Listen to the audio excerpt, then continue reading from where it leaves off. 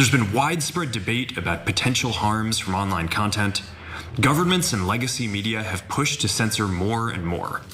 A lot of this is clearly political. The recent elections also feel like a cultural tipping point towards once again prioritizing speech.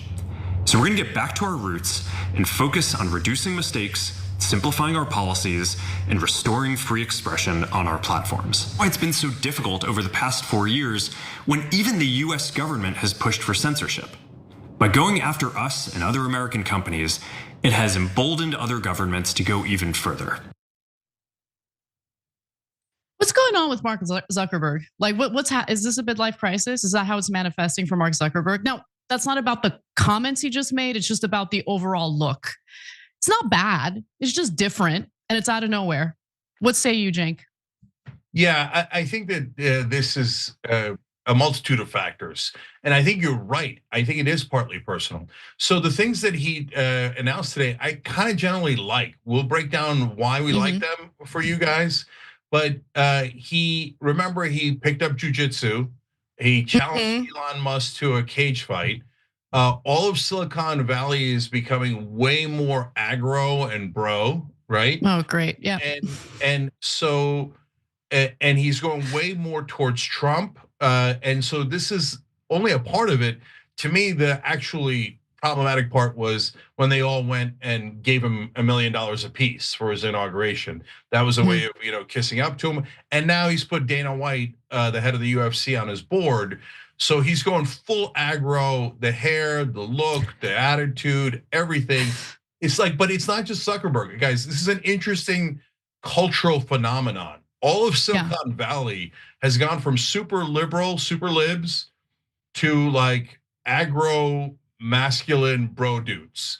And so it's interesting to see how it plays out. And again, I don't necessarily disagree with all the different policy positions that they've come up with for Facebook and Meta. But it's fascinating to see from a distance. So let's get to those details, because the announcement that Mark Zuckerberg put out today has to do with the censorious nature of the platform and how he intends to change it. And so he listed all the changes that Facebook users, for instance, can expect, including the one thing Elon Musk actually implemented himself on X after he purchased Twitter. So let's take a look.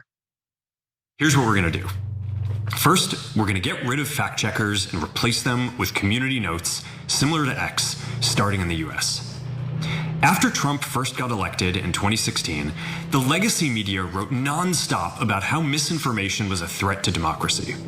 We tried in good faith to address those concerns without becoming the arbiters of truth. But the fact checkers have just been too politically biased and have destroyed more trust than they've created, especially in the US. So over the next couple of months, we're gonna phase in a more comprehensive community notes system. I actually think this is a good move. Now, had we not experienced what community notes is like on X, maybe I would be against it just because I wouldn't know how it would manifest in real life. But we've seen how community notes manifested in real life. And I actually think that it's been pretty effective. A lot of tweets that lack nuance are usually slapped with a community note. And the community notes, of course, are generated by X users. And from what I've seen personally, the added nuance or the corrections to misleading or just deceitful tweets has been excellent. And I would much prefer that over, the model that we've seen with Facebook, for instance. They use a group of fact checkers known as the International Fact Checkers. And we don't know exactly who these people are. Everyone has biases, including individuals who work as fact checkers within any news organization. So I think, I guess crowdsourcing is a little bit better than the model that we've seen from Facebook so far. And I say that as someone who feels that Facebook has been too censorious when it comes to our personal experience in posting news content, right? And when we talk about censorious, it's not just about taking content down or banning content. It also has to do with demonetizing content because you said a naughty word like sexual assault, right? Like things will get demonetized if you're covering an important, serious, substantive story that has to do with allegations of sexual assault. And I think that punishing news organizations for that is insane. But so far, so good. What do you think, Cenk? Yeah, so this one's a little bit complicated. First of all, I like the community notes model a lot better than the just block any disinformation. Because look, guys, it's easy to say, oh, it sounds outrageous that you're getting rid of fact checkers, but who are the fact checkers? And there's different ways of doing fact checks. When you do a fact check and you say, here's a community note, this item is very likely to be false, and here's why it's false. Here's the real information. That is a fact check of a sort. In fact, that's the fact check I prefer instead of taking it down. The fact checks that we used to have is, okay, we don't agree with this. And look, 98% of the time I agreed with the fact checkers, right? But we don't agree with this and we're taking it down. But that led to other problems because even that 2% is important when they get it wrong, because that is the voice of dissent that we need to hear out. Because then, as we discovered during COVID, yeah, we were right about an overwhelming majority of the things, but there were a couple of things that we didn't get right, and the government didn't get right, and the experts didn't get right. So if you squash that speech, I'm not saying, oh, I'm in favor of it running wild and don't believe in vaccines and go full ivermectin. No, I don't agree with those things, but let us fight those things with other facts. When you shut it down, it creates a really hostile environment that is problematic and gives all the power to who? You heard it in that Zuckerberg statement. He actually mentioned something that is not getting a lot of attention. He said, we're done with relying on legacy media. That's who the fact checkers were in the past. And Right. Legacy media has an enormous agenda. They are not at all objective. They've been lying to you and pretending to be objective for decades. So it appears that he's getting rid of the legacy media objective police that pretend to be the arbiters of truth. That is definitely a good thing. But one of the things that they're keeping as a safeguard is we still reserve the right to get rid of anything that we call related to terrorism. So don't think that they're gonna allow like anti-Israel comments left and right. They could still have some censorship. There's some golden calves in America that are too large to ever get past. No, that's the top golden calf. Let's keep it real. Okay, so that's the one area where you will literally have the band of so-called free speech absolutists turn their backs on that absolutist, attitude. And it absolutely disgusts me. But let's move on to more of what Zuckerberg has to say, because he also wants to stop restricting certain content. Second, we're going to simplify our content policies and get rid of a bunch of restrictions on topics like immigration and gender that are just out of touch with mainstream discourse. What started as a movement to be more inclusive has increasingly been used to shut down opinions and shut out people with different ideas, and it's gone too far. So I want to make sure that people can share their beliefs and experiences on our platforms. So what does it mean to have that type of content restricted on Facebook? It doesn't necessarily mean that you would be banned from posting that type of content. That type of content or those types of comments had been posted even in the censorious era of Facebook. What he's referring to is the fact that Facebook will stop preventing the recommendation of that type of content on the platform. Cenk. Yeah, so I want to go to Octosquidies here, who's a member on Twitch, because he made a point that I think is really important. They said Zuckerberg in Silicon Valley turning to the right wing is surprising absolutely no one who understands class dynamics. Or are we supposed to believe the billionaires are the good guys? To believe they were ever liberal or progressive is laughable and naive. And so that gets to a core point here, because it's not like Zuckerberg was ever a progressive. Remember, he stacked his board with wall-to-wall Republicans from day one. All the political consultants he'd ever hired, including the guy he promoted today, were always Republican. And his what appeared to be his best friend in media was Ben Shapiro. So the only reason why there was this talk of him being on the left is because at that point they were appeasing the people in power. The people in power were the Democrats and the establishment. So the billionaires know, hey, it's important to have political power. So whoever's in power, they move together, right? So the establishment has power. So Zuckerberg, Musk, all those guys were pro-establishment or pretending to be somewhere in the left side of the spectrum. Now the power is on the right, so they immediately go over to the right, which is where they naturally are, because the right is the one that always gives them the tax cuts and the deregulation and lets them run wild and create monopolies, etc. So they're just flowing with the power. So it's a great point, and that's exactly what Zuckerberg is doing here. Again, the rules themselves are not at all bad, but he is clearly shifting in his attitude and towards the power of Trump. And again, the money that he gave is the best indication, not the rules. Yeah, and look, make no mistake, there's definitely going to be more offensive content on Facebook, much like what we experienced with Elon Musk's takeover of X. I mean, one of the first things he did after he took over X is he unbanned a bunch of, nefarious characters, offensive characters who had previously been banned for saying terrible, offensive things. And so I'm expecting people to say offensive things.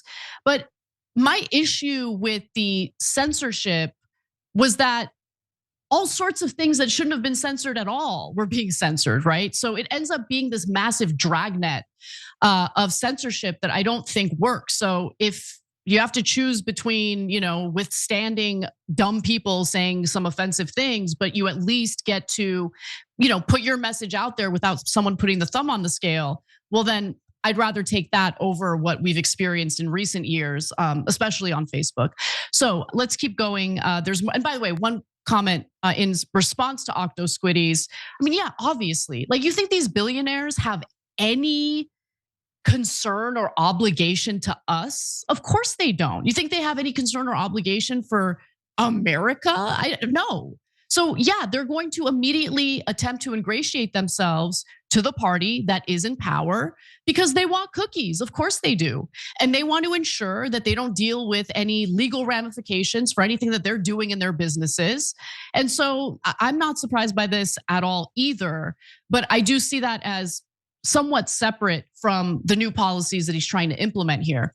So let's go to the next video. He explains that there is certain content that they plan on going after, but it needs to hit a certain bar. Let's watch. We're changing how we enforce our policies to reduce the mistakes that account for the vast majority of censorship on our platforms. We used to have filters that scanned for any policy violation. Now, we're going to focus those filters on tackling illegal and high severity violations. And for lower severity violations, we're going to rely on someone reporting an issue before we take action. The problem is that the filters make mistakes, and they take down a lot of content that they shouldn't. So by dialing them back, we're going to dramatically reduce the amount of censorship on our platforms. We're also going to tune our content filters to require much higher confidence before taking down content. The reality is that this is a trade-off. It means we're going to catch less bad stuff, but we'll also reduce the number of innocent people's posts and accounts that we accidentally take down. So here he's making clear that the content that Meta or Facebook will be taking down is anything that has to do with illegality. So if there are scams, right? So people are using Facebook as a platform in order to scam people, or if there's evidence of fraud, just obviously anything that victimizes children, illegal activity, that'll be taken down. But interestingly enough, Cenk, Ken Klippenstein is reporting that Zuckerberg's updated policies include a blanket ban on illegally obtained information, even if it's newsworthy. Ironically, this would prohibit the Hunter Biden laptop story that triggered this whole debate in the first place. What are your thoughts on that? Yeah, I'm sorry I keep going back to this, but I would be shocked if they use that on anything but intelligence about Israel that they wanted to block. So I've barely ever seen any of these things get blocked other than anything that offends Israel. So we'll see how that goes. And so look, on the offensive comments being back, I care a lot more about government power than I care about Rando Bob on Facebook saying something terribly hateful about Muslims. Man, that's so Tuesday. I'm so used to it. And by the way, that's life. There's good people, there's bad guys, there's great comments, there's horrible comments, and the force of good and the force of truth have to fight back. But I'm much more worried about the first story we covered today, where Trump is putting Mike Walls as national security advisor and saying, I want you to infiltrate Muslim groups and mosques and universities and et cetera. That's government saying, I am going to discriminate against these people and I'm going to infiltrate it against them and spy against them and do all these things. Whereas the others are just civilians. And okay, so they say something crazy, we say something sane, and we fight back and forth. I don't mind that at all, right?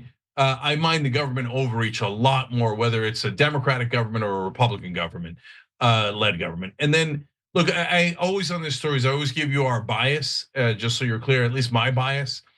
Facebook is also saying they're going to bring politics and news back, which they stopped really sharing for years.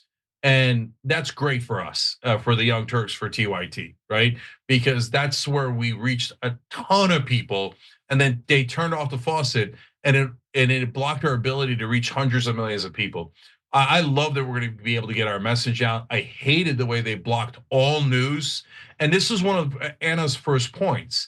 When these platforms go to block things, and a lot of times it's led by advertisers, but sometimes it's led by executives, right? They don't block just racism; they block anti-racism. They don't block, just the bad guy's point of view. They block everybody's point of view. So you can't hear from us, you can't hear from the left, you can't hear from the middle, you can't hear from anyone. And that is the worst kind of censorship. The fact that they're opening up news and politics, whether it's for the left, the right, or everyone in the middle, that I think is the best news of all. All right.